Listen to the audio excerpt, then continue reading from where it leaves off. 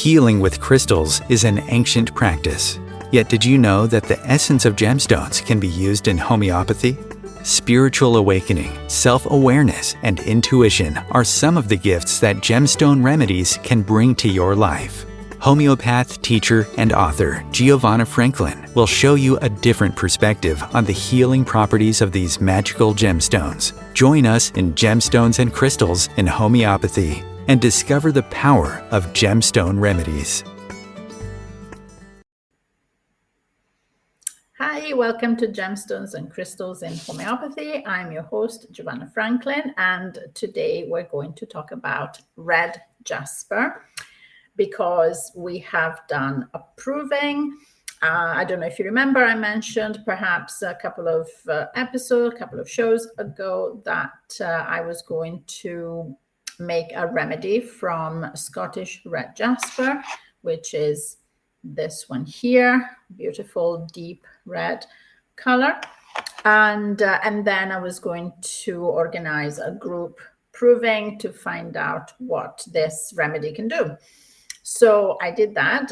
For those who don't know, who have not followed previous shows, a proving is the testing of a new homeopathic remedy that is done in a group, and it's done individually, everybody taking the same remedy like you would test a pharmaceutical drug, and then taking notes on the effects and the reaction, the individual reactions. And then at the end of the proving, which is typically 1 week long, we all come together and we share and compare each individual's reactions on all levels, on the physical level, on the mental, emotional level, sometimes on the spiritual level, depending on the provers themselves. I am really, really lucky because this time, again, I had amazing, very intuitive provers who had really profound experiences with this remedy. So the way that I made a remedy from this stone is by immersion, which means I put the stone into a glass bowl with distilled water. I covered it with a glass lid. I left it exposed to the sunlight and the moonlight for 48 hours. And then I took the water, mixed it with 20% of alcohol as a preservative, and I took it to my local homeopathic pharmacy, who made it into a 30C potency. Okay, and this is what we did. This is what we took during the proving. So the proving was, as I mentioned, 1 week long. I always ask the provers to feel free to take the remedy as often as they feel guided. Sometimes you feel a connection with a certain remedy, or you feel like a craving even for a certain remedy. And I let everybody free. I leave everybody free to take the remedy in different dosage, in different modalities, as dry pellets or dissolved in water, as long as everything the provers do is recorded, is noted, so that at the end we can present the results. So after 7 days, we came together, and I'm going to tell you some of the findings that we had. So first of all, what is red jasper? This is a silica microcrystalline rock. So the main component of this is still silica. However, as you can see, it's very red, it's deep red. It has about 25% of iron, which gives the color. And it's important to know because it explains some of the reactions. Now, as provers, we did not know what red jasper is made of. This is also Scottish red jasper. Now, what's the difference between Scottish red jasper or any kind of red jasper, because it's quite a widespread rock? Very often the provenance, the origin of a stone will give a different slant on the provings, on the remedy picture. This we can see this more clearly in those gemstones that come from countries where there is a lot of conflict. Typically very precious stones like diamonds, like rubies and sapphires come from countries where there is a lot of fighting, there are constant wars, there is a lot of dramatic stuff going on, and this comes through during the proving and in the symptoms that are listed in the Materia Medica, because there are themes of, for example, bloodshed or killing or nightmares or PTSD. So these are related to the rock, the place where the gemstones were formed.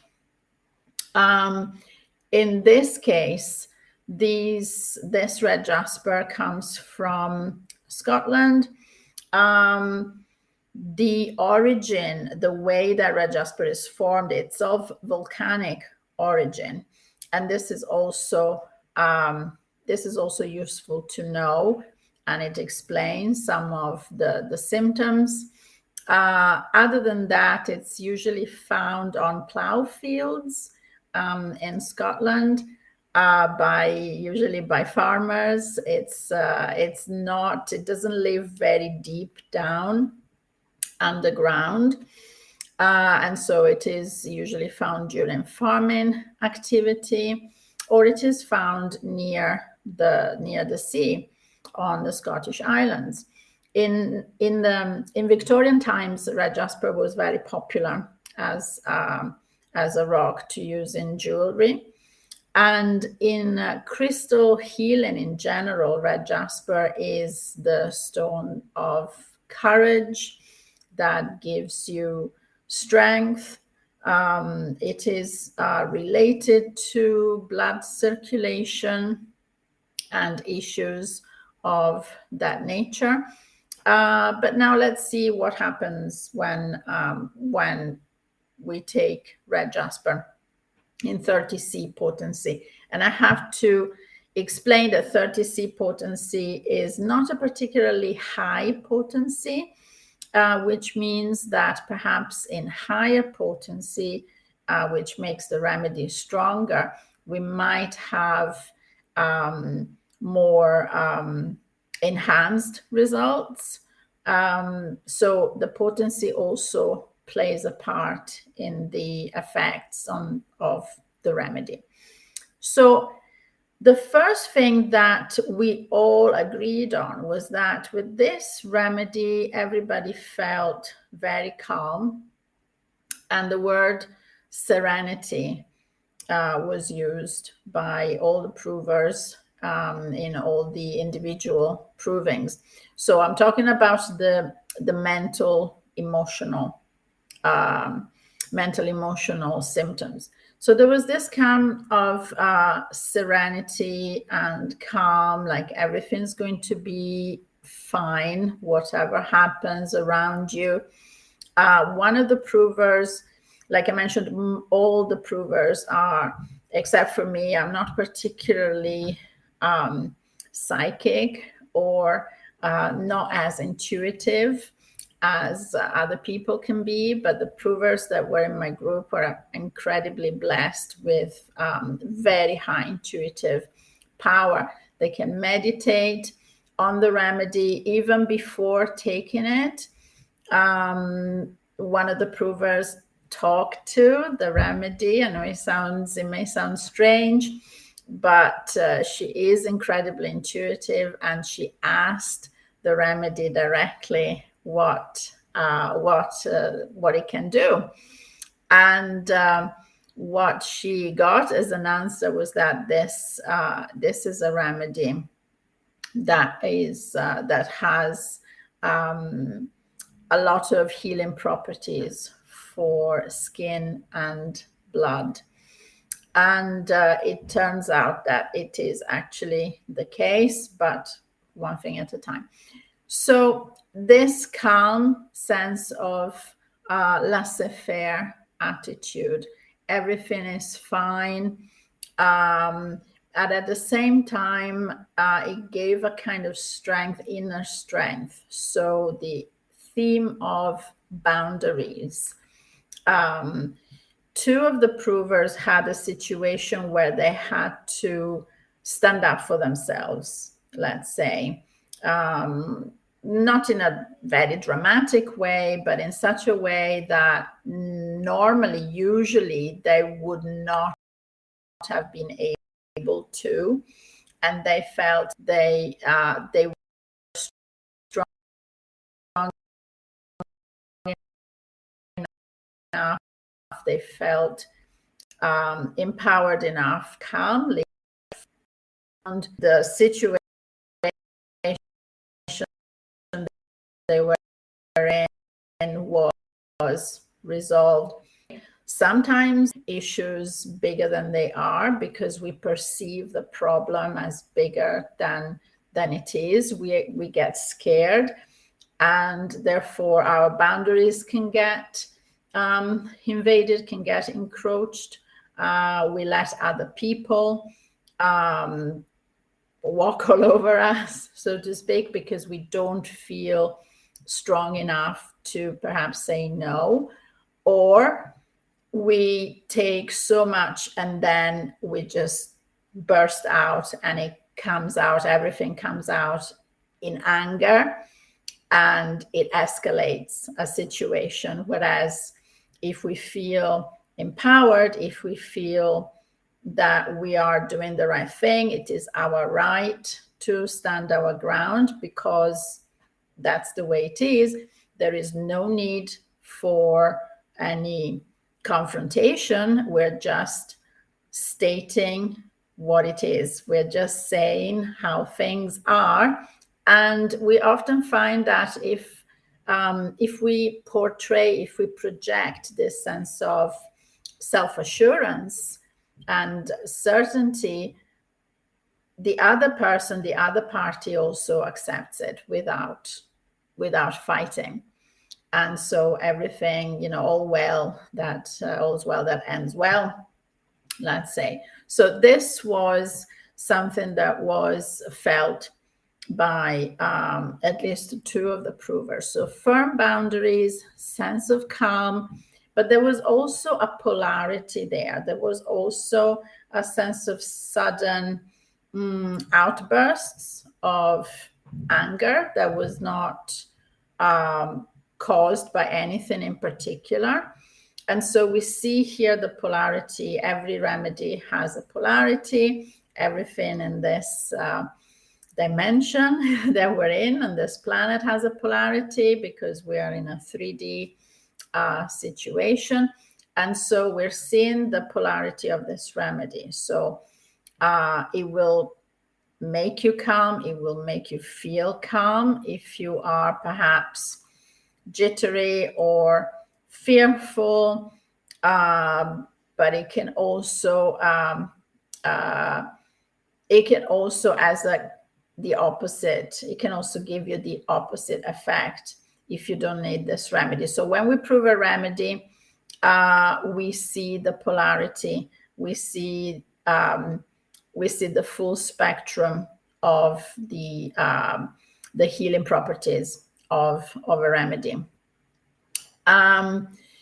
There was a sense of expansion of intuition, and a sense of duality. So this is what I was talking about. You can also talk about duality as well as polarity. So there was this these two faces of of the coin. So the calm, the serenity, the everything is fine. I don't need to fight about this one.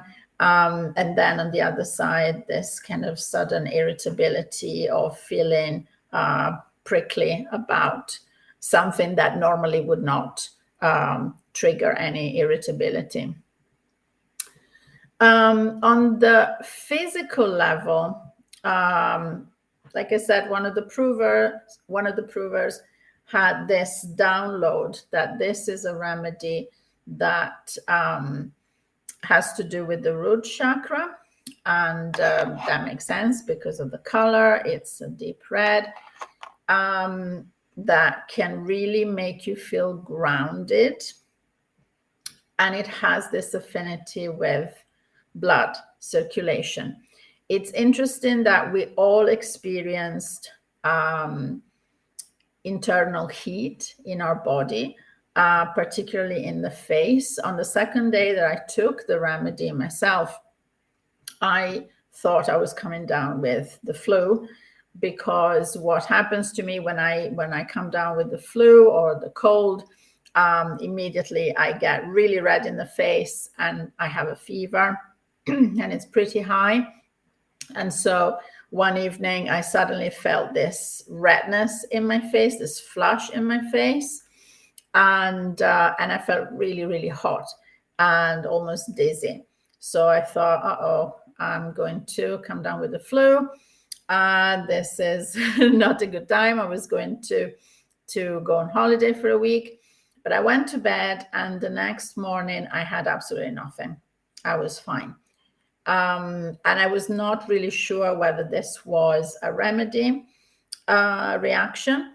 But when we did the debriefing after the week proving and we exchanged our experiences, the other provers had the same or very similar experiences. And so, yeah, this is definitely a remedy that has to do with blood circulation. So the effect is very similar to belladonna.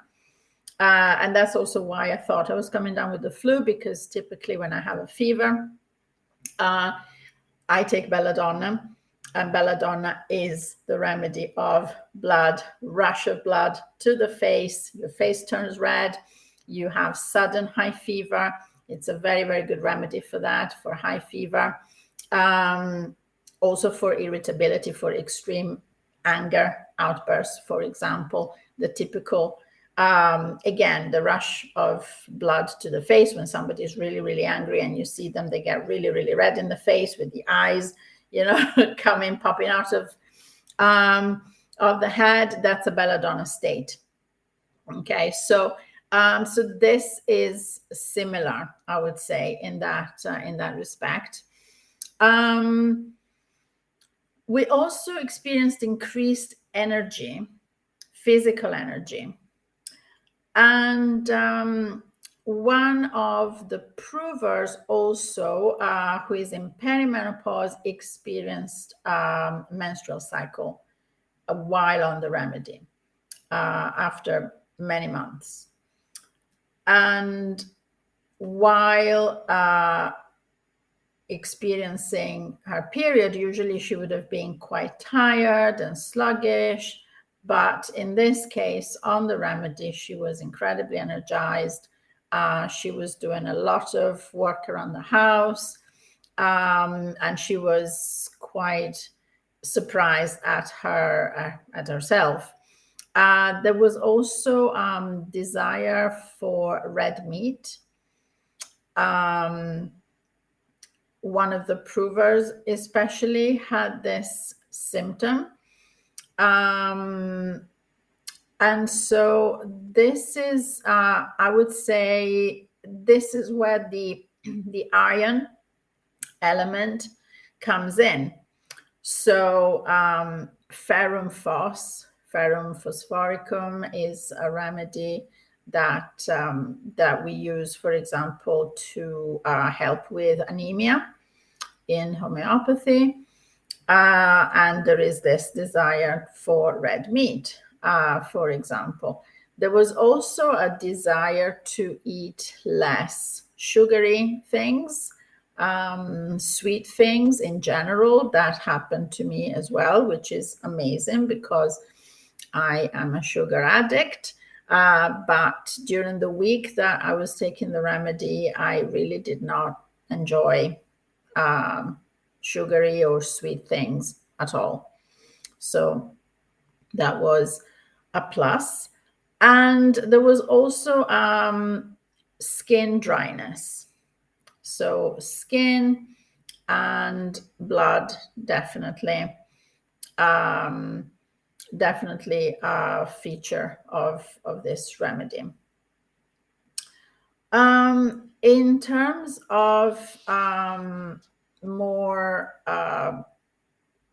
meditation and spiritual effects, some provers had the same kind of dreams, in the sense that the theme was very similar. So they had dreams about family separations, parents separated from children. They were quite unpleasant dreams, actually. And there was this sense of this remedy coming from the sea. It, like the spirit of the remedy, is part from the sea and part from fire. And it is interesting to note that all the Scottish islands were formed from volcanic eruptions billions of years ago. And so there is this duality again. There is this duality or polarity between water and fire.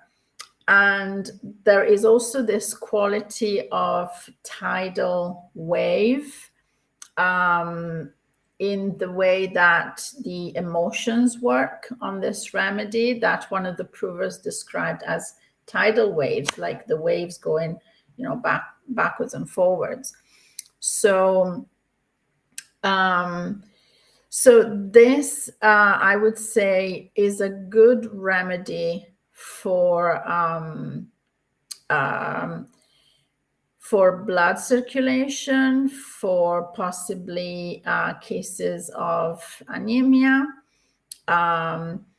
cases of, similar to, like I said, belladonna cases, if you are feeling stressed out, irritable, if you need to let go. I would say that this is a good remedy to explore.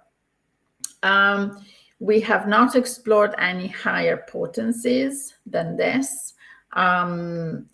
Perhaps next time we can try and have a 1M prepared. And for those who don't know, potencies are what makes the remedy more or less strong. And the way that it works in homeopathy is completely counterintuitive, because the more you dilute a remedy, the stronger it gets, which doesn't make sense given what we're used to.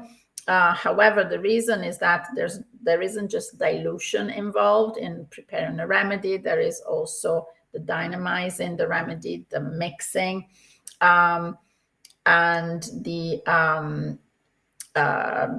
succussion. So what happens is that you take the remedy, in this case, you take the immersion, you dilute it with a dry substance like lactose, or a liquid substance like water and alcohol, but then you have to dynamize it before you go further, and you dynamize and you dilute it further. So a 30C is a ratio of 1 substance to 99 of lactose. And that's what the C is. C is the Roman numeral for 100. And then you dynamize it, and you repeat this operation 30 times. If you want to go higher, you can repeat the process for 200 times, and then you have the 200C, which is a stronger version of the same remedy. And then when you get to the M potencies, they are the 1000, because M is the Roman numeral for 1000, and that's when you do a ratio of 1 to 999, and that's your 1M, and so on. So you can go as high as you want, and different potencies do different things. So the 30C is the kind of middle low potency that most people will tolerate easily without aggravation, which is also why I always start with 30C when we're doing approving.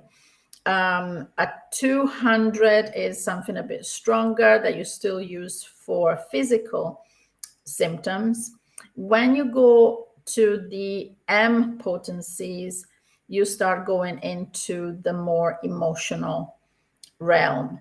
And so that means that if a case has predominantly emotional issues rather than physical issues, the M potency is what you start thinking about rather than starting low. The potency, judging the right potency is it can be tricky. It really depends on the case. Some people are really sensitive, and even a 30C can be too much for them. So that's something that we need to take into account. But typically a 30C is good on average for everybody. So in terms of dosing, sometimes I get asked, can a child, what kind of potency can a child take? And actually the way that it works with in homeopathy is that children typically are stronger than adults. Their vital force is new. It has had less time on this planet, less opportunity to get weakened and beaten down by toxins and bad diets and so on. And so it will react more strongly. And so sometimes even babies require a higher potency because they react very quickly. Their vital force is very strong unless there is something chronic, unless there is something more serious going on. But if you notice, babies, they can get sick really quickly. And 1 minute they are playing and laughing and running around, and the next minute they're down with a fever that's 100, and you panic because it happens suddenly and they have a high fever. But in fact, that's a good thing. That's because their vital force is that strong. So as soon as there is a virus or a bacterium inside, their vital force reacts like that and doesn't mess around, and it gives you a big high fever to kill the virus, to kill the bacteria, and that's what it's for. So that's a good sign, actually, unless the fever goes too high, in which case, of course, that's not a good thing. But in general, that's actually a good thing. And this is why things like Tylenol and Calpol really should not be given, in my opinion. But that's another story. So yes, so these are the this is about potencies.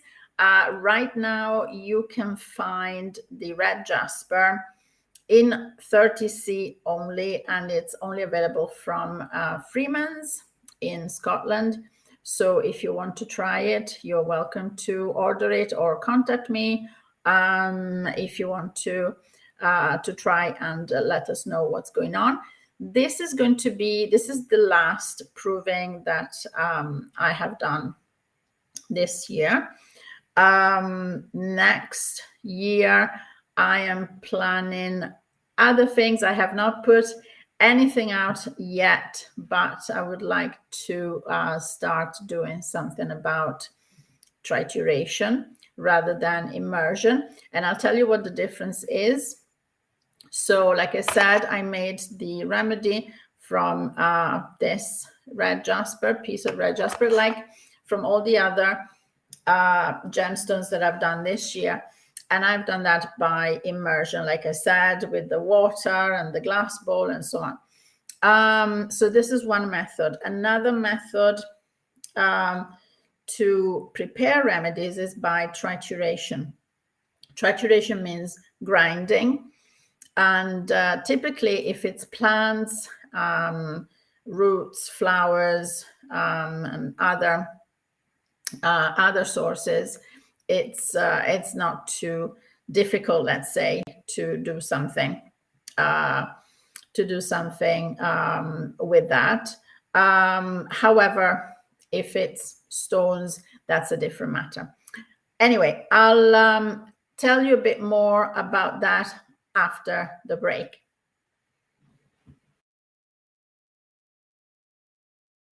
Om Times TV.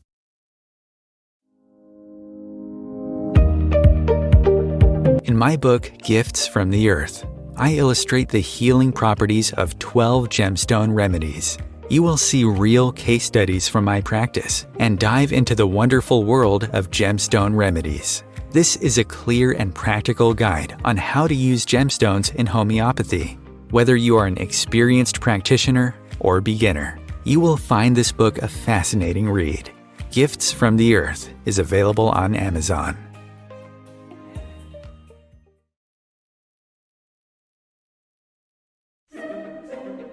Imagine becoming a super influencer. Reinvent yourself, invest in your brand, and then manifest your success with a robust spheric approach.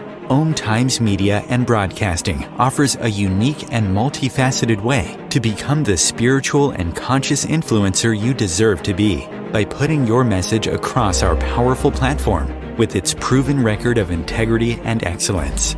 Through our produced shows, Om Times offers the opportunity to become a social media TV personality, a radio show host, an Om Times magazine columnist, and a syndicated podcaster, all in one shot. By live streaming your show on Om Times TV and broadcasting it across the extensive Om Times radio and TV networks, you become more than a host. You become an ambassador and a force for positive change. Om Times. Open yourself to the possibilities. If I could be you, and you could be me for just 1 hour. If we could find a way to get inside each other's minds. Walk a mile in my shoes. Walk a mile in my shoes. Well, before you abuse, criticize and accuse, walk a mile in my shoes.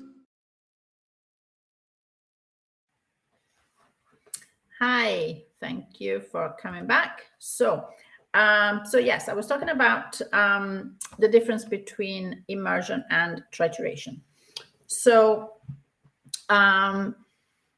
most remedies are made by triturations, and like I said earlier, yes, if it's a plant, if it's roots, if it's flowers or other sources, it's relatively easy to take a pestle and mortar, which is literally how homeopathic remedies were prepared and still are, and in a way today. But if it's a stone, that's a different matter. So, for example, adamas, the only trituration that I know of is that of adamas, which is homeopathic diamond. And Rajan Sankaran did a trituration back in 1970. And I don't know how he did that. But he made his remedies made from a trituration. Now, what's the difference? Does it work differently? I am not sure, and I would like to find out, but I think it does make a difference. The difference, I would say, comes with the alchemical process of grinding the remedy, whatever it is. So Hahnemann, in his Organon, explains how the remedies are made, how he prepared the remedies. And Hahnemann was a doctor, he was a medical doctor, but he was also an alchemist, which most doctors, or at least some doctors, still were at the time, because we're talking about the end of the 18th century, beginning of the 19th century. And being an alchemist really means that you have a very intimate relationship, intimate knowledge of whatever remedy you are preparing. And in recent times, there has been a revival in certain quarters, in certain schools of homeopathy, a revival of the preparation of homeopathic remedies from scratch. And they have recorded this experience, and the experience of preparing the remedy from scratch by grinding this remedy, and it has to be done, according to Hahnemann, in 3 rounds, and there's a reason for that. This preparation already gives the homeopath a knowledge, an inner knowledge of the remedy, of the substance. And you start to, and homeopaths found that they started to feel the effects, the reactions, just from handling, from grinding the remedy, as if they had been taking the remedy.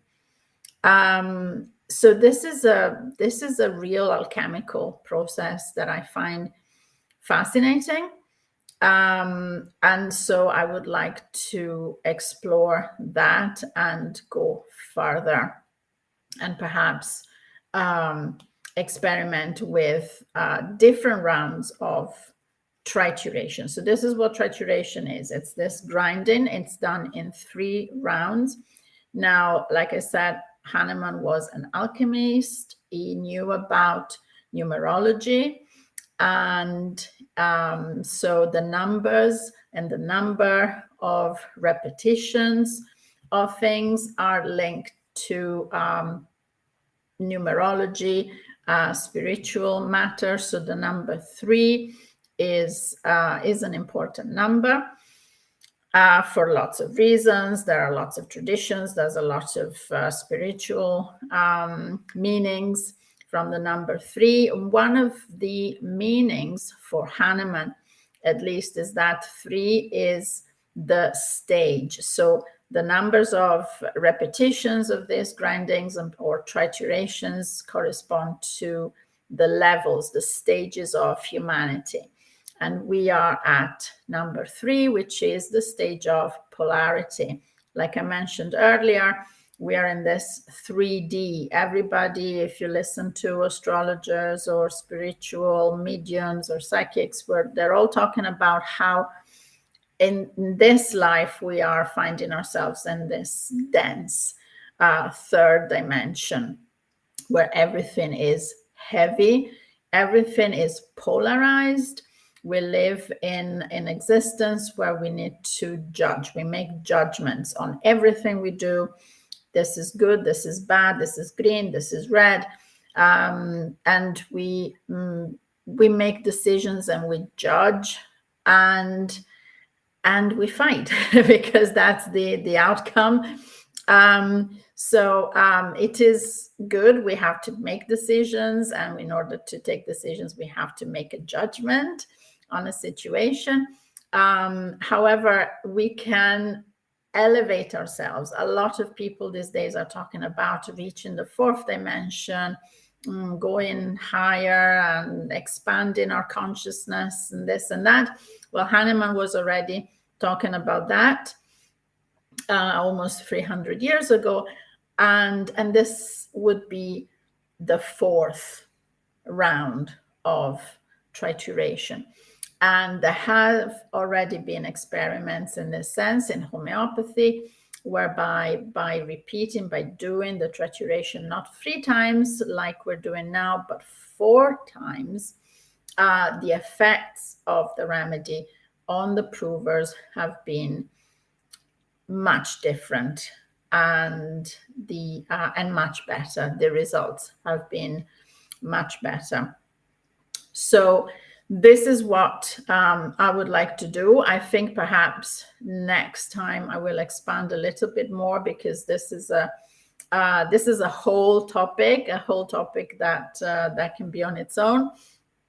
And but this is what I would like to do with gemstone remedies, because it has been done a little bit, but only a little bit. So I would like to expand and see if we can go higher as well, and go to the fourth dimension and see what it's like. So that means that all the remedies that we have available at the moment, they are all triturated in 3 times, in 3 rounds. And so this is why I would like to do something more, something different next time. This is not the last one of the gemstone series. I also have sky marble that I would like to do at some point. I also wanted to show you another stone that I picked up just a couple of weeks ago. I don't know if you can see the color properly. It's green, it's kind of lime green, and this is Highland marble. It's green, and there's a beautiful legend attached to it. Scottish fishermen used to take this stone with them going fishing. It's a stone of protection, and it's also the stone that can guide you to your true purpose.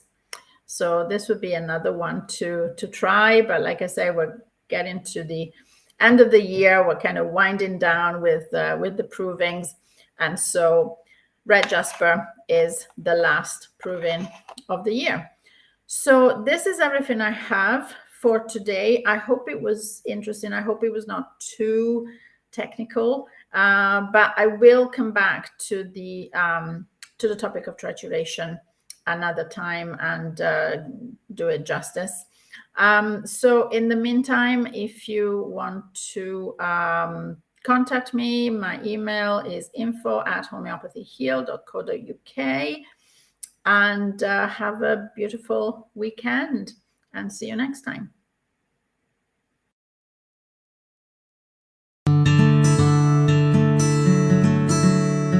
This show is not intended to diagnose, prevent, or treat any diseases or illnesses.